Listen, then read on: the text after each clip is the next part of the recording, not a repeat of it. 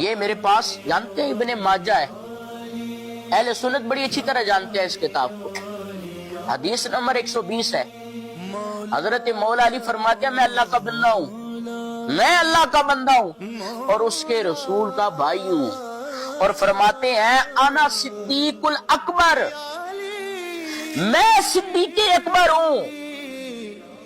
اب میں پوچھتا ہوں آپ حضرت علی کو صدیق اکبر کیوں نہیں کہتے؟ اہل سنت و جماعت پر کتنا بڑا الزام اور بہتان ہے کہ اہل سنت و جماعت کے لوگ مولا مرتضی علی المرتضی رضی اللہ تعالیٰ عنہ کو صدیق اکبر نہیں مانتے اور ان کو افضل نہیں مانتے۔ میں آج یہ اعلان کر رہا ہوں کہ بحمد تعالیٰ اہل سنت و جماعت حضرت علی المرتضی رضی اللہ تعالیٰ عنہ کو صدیق اکبر بھی مانتے ہیں، آپ کو افضل بھی مانتے ہیں خلفائے ثلاثہ کے بعد، یعنی حضرت صدیق اکبر، حضرت عمر، حضرت عثمان رضی اللہ عنہم اجمعین کے بعد حضرت علی المرتضی رضی اللہ تعالیٰ عنہ چوتھے خلیفہ، اور اب حضرت علی کے بعد جتنے بھی صحابہ کرام علیہم رضوان ہیں ان تمام صحابہ میں جتنے افضل صحابہ ہیں ان میں سب سے افضل مولا علی ہیں، ان تمام صحابہ میں جتنے صدیق ہیں ان تمام میں صدیق اکبر مولا علی ہیں، ان تمام صحابہ میں جتنے فاروق ہیں ان تمام میں فاروق اعظم مولا علی رضی اللہ تعالیٰ عنہم اجمعین ہیں۔ اب میں بالکل واضح طور پر اہل سنت و جماعت کا عقیدہ بیان کر چکا ہوں، اس میں کس بات کا جھگڑا ہے؟ اگر آپ یہی چاہتے ہیں کہ ہم صدیق اکبر مانیں تو ہم بحمد تعالیٰ مانتے ہیں، لیکن خلفائے ثلاثہ کے بعد یعنی چوتھا نمبر مولا علی کا ہے،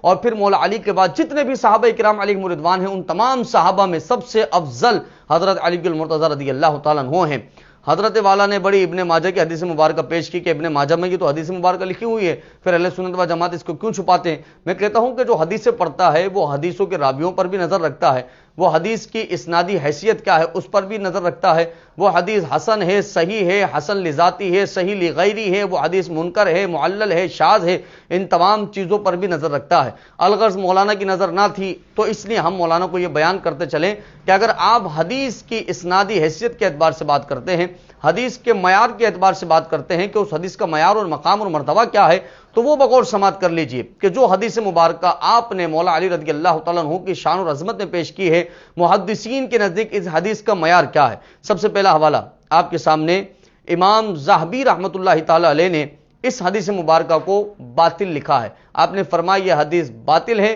یہ جان بوجھ کر گڑی گئی حضرت علی المرتضی رضی اللہ تعالیٰ عنہ کی فضیلت میں۔ اور الموضوعات میں اگلا حوالہ آپ کے سامنے، الموضوعات کے اندر ابن جوزی رحمۃ اللہ تعالیٰ علیہ نے اس کو موضوع لکھا ہے اور اس کو حدیث سے منکر لکھا ہے۔ فرمایا یہ حدیث سے منکر ہے اور یہ موضوع حدیث مبارکہ ہے۔ موضوع کا مطلب گڑی ہوئی حدیث مبارکہ ہے کہ جو صرف اور صرف حضرت علی المرتضی رضی اللہ تعالیٰ عنہ کی عظمت کے اندر گڑ لی گئی۔ ابن جوزی کی عبارت یہ آپ کے سامنے موجود ہے کہ یہ موضوع ہے اور یہ حدیث منکر ہے۔ اور اب آپ کو چونکہ اصول حدیث کے بارے میں پتہ بھی نہیں ہوگا حدیث منکر کا حکم کیا ہوتا ہے، اس لیے میں آپ کو اختصار کے ساتھ ایک اختصار علوم حدیث کی کتاب دکھا رہا ہوں۔ یہ سامنے کتاب موجود ہے ابن کثیر کی۔ ابن کثیر نے منکر حدیث کا معیار کیا ہے وہ بیان کیا ہے کہ منکر حدیث کو حجت نہیں بنایا جاتا۔ آپ نے جو منکر حدیث کو حجت بنایا اور اس کو دھڑلے سے بیان کیا اور کہا اہل سنت و جماعت اس کو بیان نہیں کرتے، تو معذرت کے ساتھ ہم انہی حدیثوں کو بیان کرتے ہیں کہ جو کم سے کم ضعف کا درجہ رکھتے ہو، ہم اس کو بیان کر دیتے ہیں فضائل اعمال کے اندر۔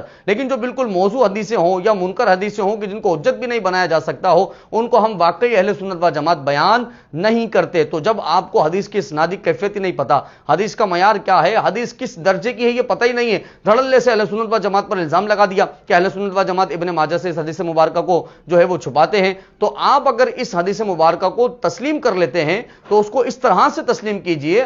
بخوشی تسلیم کیجئے، اس طرح سے تسلیم کیجئے کہ خلفائے ثلاثہ کے بعد سب سے بڑا مرتبہ مولا علی کا ہے، اور پھر مولا علی کے بعد سب سے بڑا مرتبہ تمام صحابہ کرام علیہم رضوان میں خود مولا علی کا ہے۔ افضل اور اعلیٰ ہیں، صدیق اکبر بھی ہیں، فاروق اعظم بھی ہیں، لیکن کب کہ جب خلفائے ثلاثہ کو آپ اس میں شامل نہیں کریں، یعنی ان کو آپ محفوظ رکھیں۔ ہاں اگر آپ خلفائے ثلاثہ کو بھی اس میں شامل کر دیں گے اور آپ یہ لوگوں میں بیان کرنے کی کوشش کریں گے کہ ابو بکر صدیق اکبر نہیں ہے بلکہ علی المرتضی صدیق اکبر ہیں، تو اب ہمارا آپ سے اختلاف رہے گا۔ اور آپ یہ بیان کریں گے کہ حضرت عمر فاروق اعظم نہیں ہے بلکہ حضرت علی فاروق اعظم ہیں، تو ہمارا آپ سے اختلاف رہے گا۔ لیکن اگر آپ یہ بیان کریں کہ خلفائے ثلاثہ کو ہٹا کر حضرت علی کے علاوہ جتنے صحابہ کرام علیہم رضوان ہیں ان تمام میں صدیق اکبر حضرت علی ہیں، ان تمام میں فاروق اعظم حضرت علی ہیں، تو ہمارا آپ سے کوئی اختلاف نہیں، کیونکہ یہی عقیدہ اہل سنت و جماعت کا ہے کہ خلفائے ثلاثہ کے علاوہ حضرت علی المرتضی کا معیار یہ ہے کہ آپ کے بعد جتنے بھی صحابہ کرام علیہم رضوان ہیں ان تمام میں سب سے افضل حضرت علی ہیں، ان تمام میں جتنے صدیق ہیں ان تمام میں صدیق اکبر حضرت علی ہیں،